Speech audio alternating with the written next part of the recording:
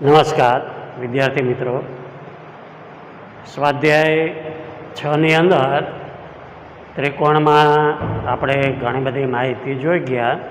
હવે 6.4ની અંદર એક દાખલો છે. આ રીતે ત્રિકોણ એબીસી સમરૂપ ત્રિકોણ DEF છે. તેમના ક્ષેત્રફળો આપ્યા છે 64 અને 121. EFનું મૂલ્ય આપ્યું છે, તો BC શોધો. તો આ દાખલો ગણવા માટે એક તમારે પ્રમેય 6.6 છે. પ્રમેય આપણે આ વખતે નથી પૂછાવાનું, પણ પ્રમેયનું વિધાન આ રીતે છે કે બે સમરૂપ ત્રિકોણ એના ક્ષેત્રફળનો ગુણોત્તર તેમની અનુરૂપ બાજુઓના ગુણોત્તરના વર્ગ બરાબર હોય છે. જો પરિમિતિ આપી હોય તો એનો ગુણોત્તર અનુરૂપ બાજુના ગુણોત્તર પ્રમાણે હોય, પણ ક્ષેત્રફળ હોય તો અનુરૂપ બાજુનો વર્ગ. આટલું આપણે યાદ રાખીશું.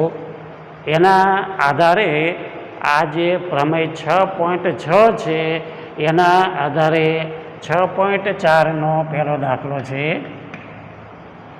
હવે ત્રિકોણ એબીસી સમરૂપ ત્રિકોણ DEF છે. પ્રમેય 6.6ના વિધાન મુજબ ત્રિકોણના ક્ષેત્રફળ માટે આપણે ખાલી એબીસી અને DEF આટલું લખીએ છીએ. અનુરૂપ બે સમરૂપ ત્રિકોણના ક્ષેત્રફળનો ગુણોત્તર તેમની અનુરૂપ બાજુઓ. અનુરૂપ બાજુ અહીંયા આપણને EF નામ આપ્યું, રકમ આપી છે, એટલે અનુરૂપ બાજુ આપણે આ થશે. BC શોધવા છે. ત્રિકોણ એબીસી અને DEF લઈએ તો BC છેદમાં EF આનો વર્ગ થશે. BC છેદમાં EF વર્ગ. પ્રમેય 6.6 મુજબ બે સમરૂપ ત્રિકોણના ક્ષેત્રફળ, આ ક્ષેત્રફળ છે, એનો ગુણોત્તર તેમની અનુરૂપ બાજુઓ. આપણે આ જ બાજુ કેમ લીધી? કારણ કે EFનું મૂલ્ય આપેલું છે, એટલે આપણે BC છેદમાં EF લીધા. જો DEFનું મૂલ્ય આપ્યું હોત તો 80 લેવાનું, તો 80 શોધવા પડે. અહીંયા શેનું મૂલ્ય આપ્યું છે એના આધારે આ લખવાનું. અહીંયા 80નો વર્ગ છેદમાં DEFનો વર્ગ લખી શકાય. તો એ રીતે આપણે, અને ABનો વર્ગ બરાબર DAનો વર્ગ એ પણ લખી શકાય છેદમાં. તો હવે આપણે કિંમત મૂકીશું. એબીસીનું ક્ષેત્રફળ આપ્યું છે 64,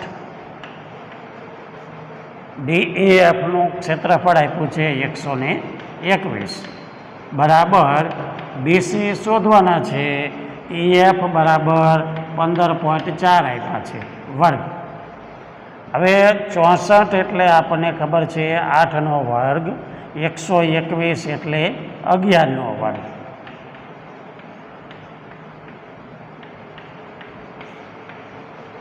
બંને બાજુએ વર્ગ ભાગ નીકળી જાય એટલે આ ભાગ લખી શકીએ આપણે 8 છેદમાં 11 BC છેદમાં 15.4. આપણે BC શોધવા છે 15.4.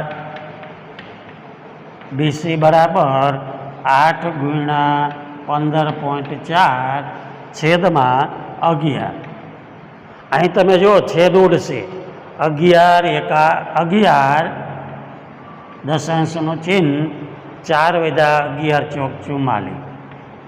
હવે આનો ગુણાકાર કરીએ 1.4 અને 8નો, તો 8 ચોક 32, વિદ્યાવી 3, 8 એકુ 8, 8 ને 3 11. આટલા સેમી BCનું મૂલ્ય થશે. BC શોધવા છે આપણે. તો આપણે વિકલ્પ માટે આ બે વસ્તુ યાદ રાખવાની. વિભાગ એની ખાલી જગ્યાઓ કે MCQ પ્રકારના પ્રશ્ન હોય તો એના માટે આ બે વસ્તુ યાદ રાખવાની કે બે સમરૂપ ત્રિકોણના ક્ષેત્રફળનો ગુણોત્તર અનુરૂપ બાજુના વર્ગ બરાબર હોય, અનુરૂપ બાજુના ગુણોત્તરના વર્ગ બરાબર હોય. એ જ રીતે બે સમરૂપ ત્રિકોણની પરિમિતિનો ગુણોત્તર, જો અહીં ક્ષેત્રફળના બદલે પરિમિતિ આપી હોય તો અહીં વર્ગ નહીં આવે, અનુરૂપ બાજુ જ આવશે ખાલી.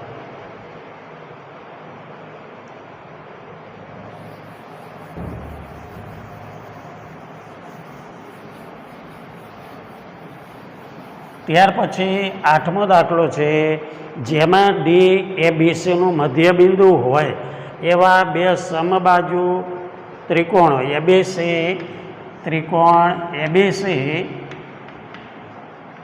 અને BDE. હવે BDE છે ત્રિકોણો ABC અને BDEના ક્ષેત્રફળનો ગુણોત્તર ખાલી જગ્યા થાય. હવે આપણે અગાઉ જોઈ ગયા છીએ કે ABC આ 6 સંગતતાઓ આપણે જોઈ ગયા છીએ. BDE લખી શકાય, ABC બરાબર આમ પણ લખી શકાય BED, પછી ABC, DBE, ABC, DEB, એવી જ રીતે ABC સાથે EBD અને ABC સાથે EDB. હવે અહીંયા આ 6 સંગતતામાંથી આપણને અહીંયા એવું કીધું છે કે D એ BCનું મધ્યબિંદુ છે. તો આપણે આ સંગતતા વાપરીએ તો આપણને જવાબ મળશે. આપણે જે ક્ષેત્રફળ, જો અહીંયા EBD હું લખું, આ બંને સંગત EBD,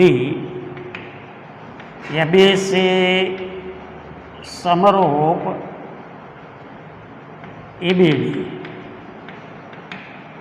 હવે આના આધારે આપણે જોઈએ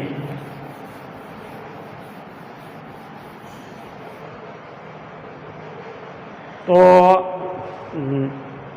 ક્ષેત્રફળ છે એટલે ABC અને EBD બરાબર આમ લખાશે BC છેદમાં BD આનો વર્ગ. હવે આ આપણે લેવાનું કારણ શું? કારણ કે D BCનું મધ્યબિંદુ છે. હવે D એ BCનું મધ્યબિંદુ છે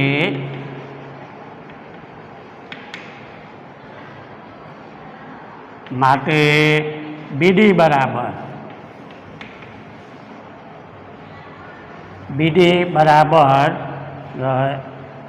એક દૂતિયાંશ BC થાય અને BC બરાબર આપણે લખી શકીએ 2BD.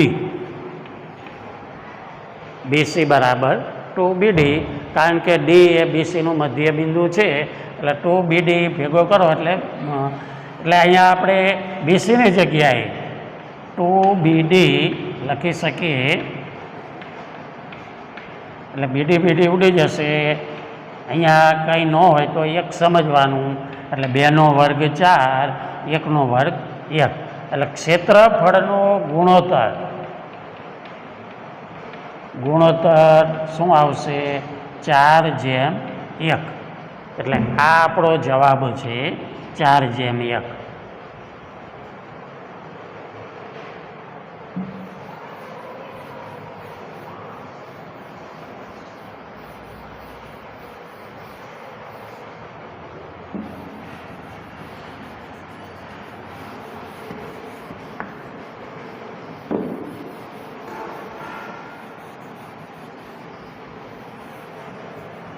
ચાલો ત્યાર પછી 17મો એક વિકલ્પ છે, સાચા જવાબ પર નિશાની કરો અને ચકાસો. જો અહીંયા AB બરાબર 6√3 છે, માટે AB વર્ગ બરાબર 6√3 એટલે કે 636 ગુણ્યા 3 108. પછી AC બરાબર 12 છે, એટલે AC વર્ગ બરાબર 12નો વર્ગ 144. BC બરાબર 6 છે, તો BC વર્ગ બરાબર 6નો વર્ગ એટલે કે 36. અહીંયા આપણે જોઈએ તો AC વર્ગ બરાબર AB વર્ગ પ્લસ BC વર્ગ થાય છે. 144 બરાબર AB વર્ગ 108 છે અને આ 36 છે, એટલે 36 44 144 થાય છે.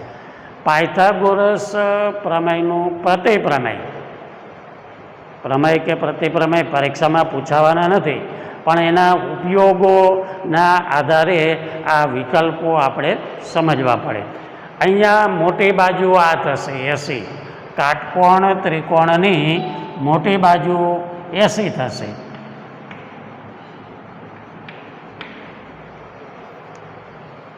AB 6√3, BC 6 અને આ થશે 12. આ રીતનું કાટકોણ ત્રિકોણ થશે.